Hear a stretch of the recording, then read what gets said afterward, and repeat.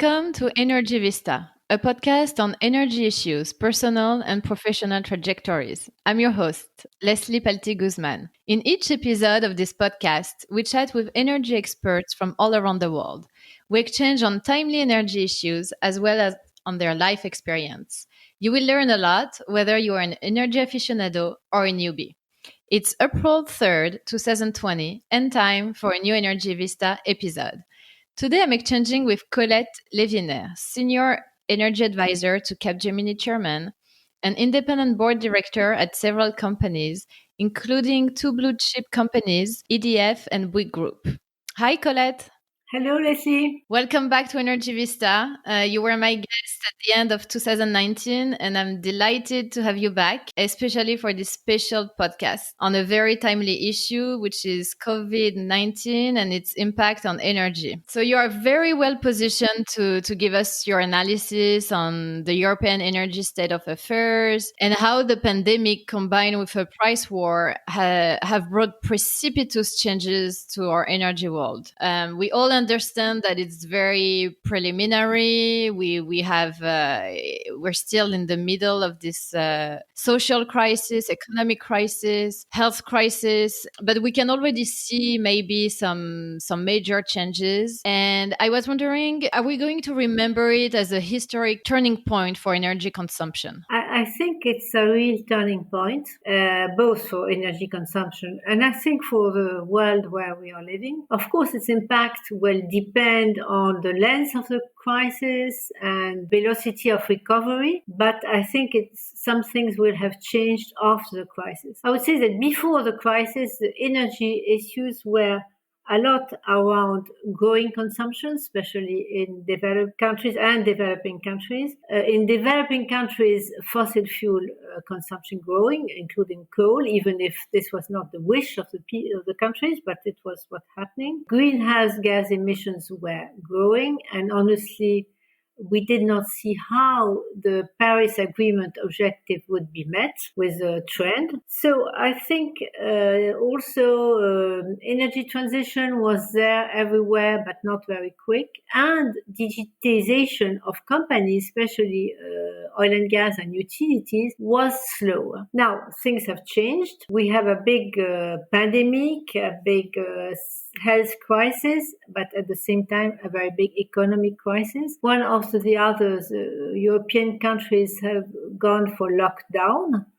And I understand that America is also starting this process. So the daily life change, transportation is very rare. People don't take their car anymore. You can see pictures of Paris, Champs-Élysées totally empty. Airports are closed. So also a significant number of industrial plants are closed or working at a lower capacity. Yeah. And by the way, we should mention to our listeners that we're both working from home and respecting our social distance, as many people those days. So on the energy side, well, first, there is a consumption decrease, which was not happening before because of transportation, which has decreased, because of industry, and industry is a gas and electricity consumer, and as plants are closed or half closed, it has a big impact. So this consumption decrease is an important point. On the electricity side in France, for example, it is 15%. Now, there is also an oil. Despite maybe the higher consumption at home. If everybody's staying at home, I would imagine that, yes, the electricity consumption may increase for households. Yes, but on the offices, as people work from home, you have no consumption. And on the industry, you have less consumption. This is on the electricity and gas side. Now, on the oil side, consumption went down. Already before the crisis and early 2020 in January, the market was very well provided. There was perhaps already more than enough oil on the market. With the pandemic starting in China, of course, China, which is a big oil consumer, went down, and so there started to be an oversupply. And also the policies of the producing countries went nowhere. There were a Vienna meeting between OPEC and Russia that didn't agree, and Saudi decided, starting in March, to flow the market with oil and to give discounts on prices, which is totally contrary probably to what one could have been expected. Nevertheless, the oil price is very low. It did not reach this level since 2002, and this impacts all the energy price. Probably the objective of Saudi was to annoy Russia, because Russia did not accept the agreement, and try once more to kill shale gas. And probably it will have a big impact on shale gas, because at around $22 per barrel, shale production is usually not sustained. Mm-hmm. So this will have a big impact, and it has an impact on the electricity prices. In Europe, for example, the spot price is around €12 per megawatt hour. If you think in January, it was around 45. So it has a big impact. And the carbon credit prices have gone down also very significantly. Mm-hmm. So Colette, it's clear that, now with the economies in many different countries across the globe that are on halt, there is a lot of demand destruction. But we can imagine a near future, and nobody knows when, whether it's going to be in 4 months, in 6 months, next year, that we'll start seeing a recovery. And again, it depends on the length of this and the scope of the pandemic. And, some people are already talking about China recovering. So are we making too fast some speculation about the transformation of the energy world? Or how do we know for sure that some elements will remain, and that, we may have a preview of what's going to be a peak demand of fossil fuel consumption, for instance? Yes, I think that probably energy consumption will recover. I don't know when, as you say, it could be quick or not quick, but probably this will recover. I don't think people will have changed fundamentally their way of working, except on telework, working from home. Mm-hmm. I think with all the new platforms that exist and telecom infrastructure, people see that they can work from home. So probably this will change a little bit the working habits. Mm-hmm. It will perhaps not have a huge impact on consumption, but it could. And it could go, this would have a negative impact on consumption. It created a proof of concept for sure for companies that were reluctant to try remote working. That's true. Also, utilities have had to adapt to the situation. And for example, on the customer relationship, they're doing everything from distance, and people working from home on customer relationship. Yeah. What we are seeing as well is robustness of the IT system. Some companies have good and robust IT system. Others had difficulties with a big number of connections and cyber attacks. We're seeing an increase in cyber attacks. And so this is one point of vigilance. It already existed, but it will only increase. So what will change on the real energy side? The question is around renewables. The renewables in many countries are still subsidized. And as long as the fossil fuel prices will stay low, the relative competitiveness of renewables will decrease. They have done huge progress on competitiveness. Right. Land, wind, and solar have really done a lot of progress. But if the electricity prices stay low, of course, it will be more difficult. Some renewable contracts like the PPAs are linked to the market price, and the market price will go down. And also, a lot of those projects are using external finance, and the interest rates were very low, which was good for them. But with the crisis and all the money the governments are putting on the table, you can think that there will be inflation and higher interest. Finally, the subsidies on renewables could be questioned, because what I think, and I'm not wishing that, it could be possible that the governments will have spent a lot of money during the crisis, and they will have huge deficits. Of course, taxes will increase, this is sure, but they will perhaps change their priorities. I can see it in France, where now the government is pledging to give more money to research and to medicine and to hospitals. So this could push them to slow down the subsidizing the renewable industry.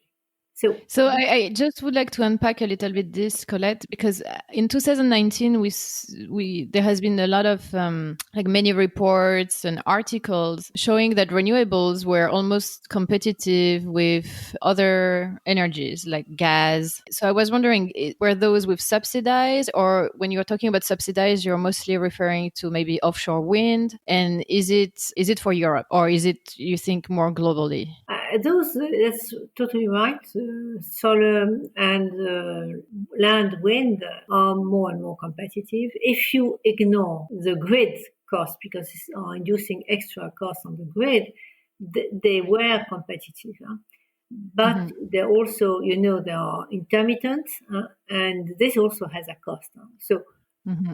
So they will stay at those costs. I don't think their costs will go up, except the financing costs of the projects. This could be an impact on increasing their costs.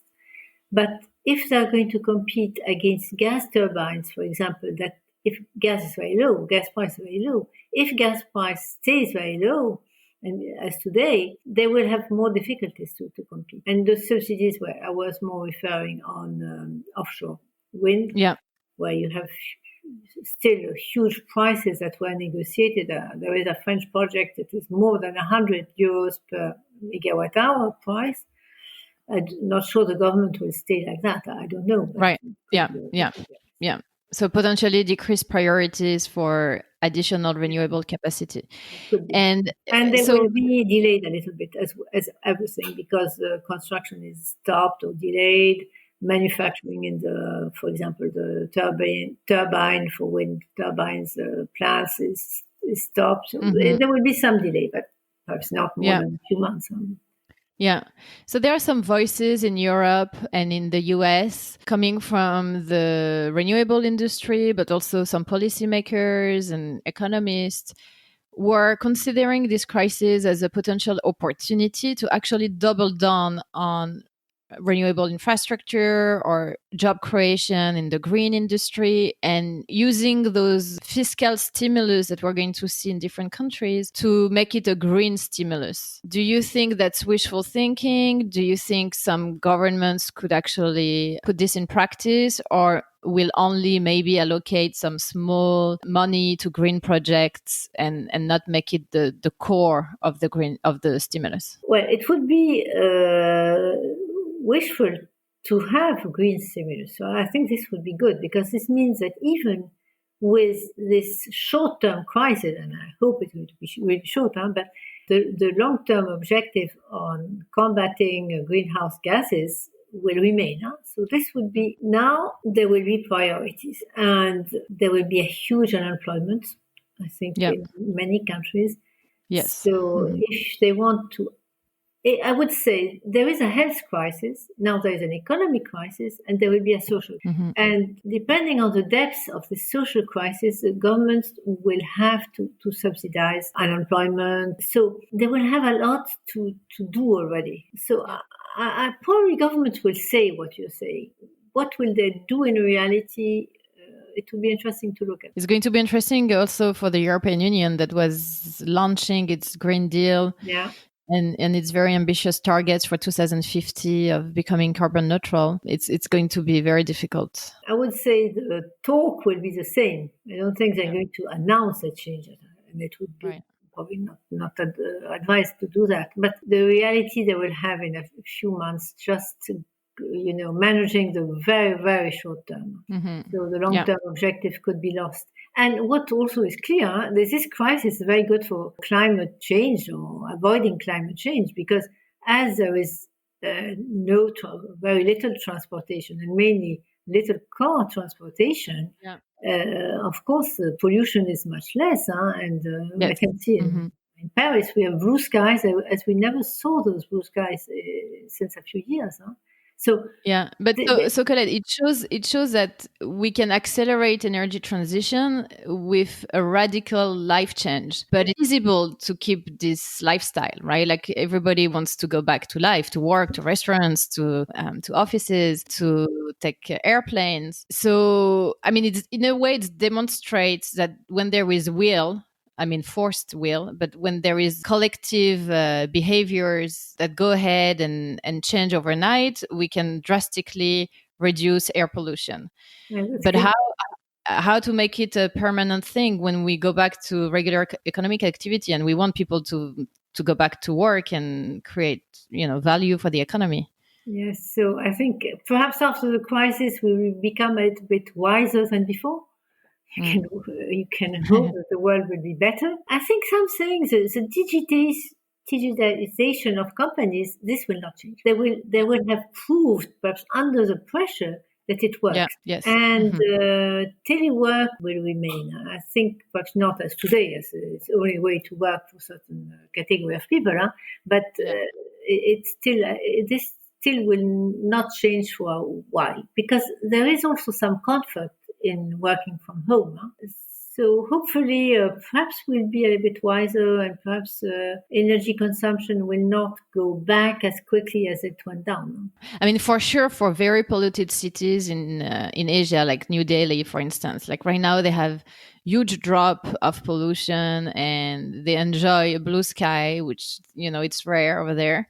So people will definitely get a new taste of it, and may want to put more pressure on the government to do things to make it a lasting feature. Yeah. I hope so. Yes. Yeah. So going back to Europe, are we? What do you think? Like right now, it's a crisis for many energy companies. What are they going to put their priority towards? Today, the priority is their plans of continuation of their activities. And I must say, I am impressed, positively impressed, because this works. All those utilities, as in the US, by the way, yeah, have had those plans. As it is a strategic sector, they had to have those continuation of activity plans, and it works. So this means that, for example, the plants are operating with less people. They are very attentive also to the shifts, so people don't meet too much or stay at a certain distance. They are equipping slowly because of purchases, but they are equipping the workers with masks and other alcoholic gel and things like that. Huh? Yeah. So they demonstrate for the time being that it works. Huh? And I think this is quite remarkable. It's true for the grid also. They have to be very attentive to have enough experts in their control centers. They are changing the shift of those people, but to have them in enough number, because these are really critical resources. Hmm. I am quite admirative on the fact that this works well. They also, of course, are working at distance with their clients. This is clear. They also, all the big companies have, I would say, are taking into account the difficulties of the smaller companies and of people, of the Yeah. less privileged people, if you want. Huh? So they all took decisions not to cut electricity, even if the invoices were not paid, for example, to Yeah. pay quicker the smaller companies, the smaller suppliers. So they're also in a certain way back to their public service role. That's very interesting. Yeah. Yeah. And the workers, I would say even in France, so you have a lot of unions, huh? Workers are altogether collaborating very positively, Mhm. even if they could take some risks, huh? Honestly, Yeah. dependent. That's a positive sign from coming out from a crisis, right? Yeah, It's yeah. and we see that the reliability of electricity is even more crucial in a period like this one where hospitals cannot afford a blackout. And hospitals, if there's no electricity, the IT system don't work, huh? So all of Right. telecom Yeah. and IT, which with this crisis we see how important it is, huh?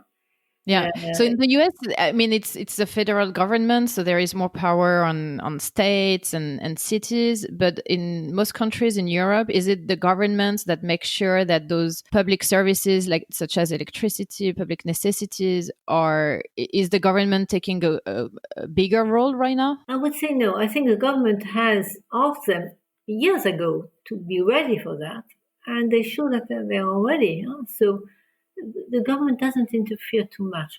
Now, there are people saying those companies should be nationalized, should become, as it was a long time ago, government-owned companies. We shall see. I'm not sure, but can hear that. Yeah. They have a Yeah. crucial role, so they are strategic, so they should not be Mhm. private companies. So, Colette, we talked about radical changes potentially for energy transitions, climate change, digitization, prices.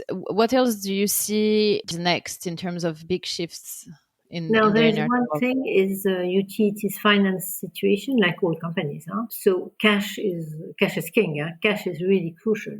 All companies are looking at that cash. For the moment, the big companies are okay. Smaller providers could have difficulties. You see smaller players, new players on the Yeah, market. yeah. So I think there will be a consolidation movement. Those Mhm. will, if they don't survive, they will be bought by bigger ones. Probably. So there will be M&A. I think M&A will start again after the crisis. So I think this could change. Also, the companies are all doing, even outside the energy sector, they're all doing saving programs. Mhm. Less capital expenditure. The oil and gas companies are also decreasing very strongly their exploration and production exploration efforts, which Mhm. this is a sign that this is something that would impact the future oil prices, because as exploration goes down, and as I think oil consumption will still remain, it means that there will be a shock at one moment because the Yeah. resources will perhaps not be enough. So I think the financial side, the M&A, it will be interesting to observe that. And which is maybe not a good news for consumers at one point. If there is I mean, a lot of consolidation, prices may go up again. Yeah, this is sure, especially if it's consolidation on the retail market, this is sure. Well, Colette, it's a good transition for your more personal and professional trajectory. So you're a board member at these 6 different companies, and it's a time of crisis. What does it mean exactly to be a board member in such a tense moment? And how do big companies go through, like in terms of management and decision making? Can you tell us Yeah. a little bit what's going on in those boardrooms? Yeah. Yes. So we have a lot of boards for the moment, a lot of exceptional boards. First, to inform the companies want to inform their board members on the situation. And I Hmm. would say they are working on a few different streams. The first stream is health, ensuring that the workers are well equipped and that all the health securities, the barriers against the pandemic are put in place. Yeah. And of course, they are following the number of employees that are contaminated. Hmm. So this is one important stream of work. The second one is production, how to keep plants operating, Yeah. so or construction continuing. It depends on sectors. In the utility side, I can see it with EDF. They have maintained certain works on the plants, operating plants, as much as they could, but when it was not possible, they did not. And what they are now shifting, and this will also have a consequence this winter, they are shifting the annual stop. Each nuclear plant stops once a year to change the fuel. But you can prolong the fuel for a few months. So they're doing that as much as possible. But still, they will have. So this means that the organization of this period and maintenance during the closure of the plants will be totally disorganized. No? They had a plan and it will be Yeah. disorganized, and they are a little bit fearing that at the autumn and before the winter, in the beginning of the winter, They will still have to stop the plants, still have to do maintenance. And as these are in France are peak demand months, starting from October, I would say, to March, they are afraid of the level of generation they will have. So production is an important point. Then all companies are looking at the client relationship. Companies that have to reduce their production, they are privileging their big customers and how to maintain this customer relationship. And finally, I would say but not important, their financial situation. If they have enough cash, if they need bank loans, etc. And of course, communication. So this is one big side. Now, there is another one, at least in France, is around governance, because the laws were not adapted to this problem. For example, each company has to hold its general assembly, shareholders assembly, before June this year. And those shareholder assemblies have to approve the annual accounts, approve the 2019 accounts for now in 2020. Now, the law was such that you could not have a virtual meeting and approve the accounts. And of course, because of the lockdown, you cannot have a physical meeting. So what do you do? So anyhow, the law has finally changed. They have to publish new objectives. They have given objectives to the market. They have to publish new ones, or at least to say, and all of them more or less said, we are not able to meet the previous guidance we gave, but today we cannot give you a new guidance. But there will be also board meetings to look at the new guidance when it will be ready. Of course, remunerations of the C-level people and the CEOs, for example, is linked to the achievement of objectives. But those objectives were given at the end of 2019. They will not be achieved. So what to do with the remuneration? So we have a lot of those issues that are, if you want, a little bit formal, but still companies have to adapt to the situation and go with a new governance. And were there any companies ready for a big crisis like this one, or you can never prepare for such a wild card? More or less, I would say utilities were ready. Honestly, they had contingency plans. Emergency plans, yes. And today in France, there is a big question about masks. To protect utilities everywhere. I think everywhere had enough masks. Other companies, I have also. Another critical infrastructure is linked between France and UK, Eurotunnel. They support the critical infrastructure. They had this continuation plans. They had masks, and of course traffic is much lower than forecasted, but they are continuing to operate in good conditions. So I think the companies in, I would say, those critical sectors were prepared. They had to be prepared. The others are adapting as much as possible. Good. Well, it's reassuring to have somebody from your caliber in those boards to give good advice. Thank you, Leslie. Thank you very much. Thank you so much, Colette. That concludes our Energy Vista podcast. And we hope to see you soon face to face in some more quiet days. Thank you, Leslie, and good luck to all the American population. Yeah, stay healthy. Bye-bye. Bye-bye. Bye.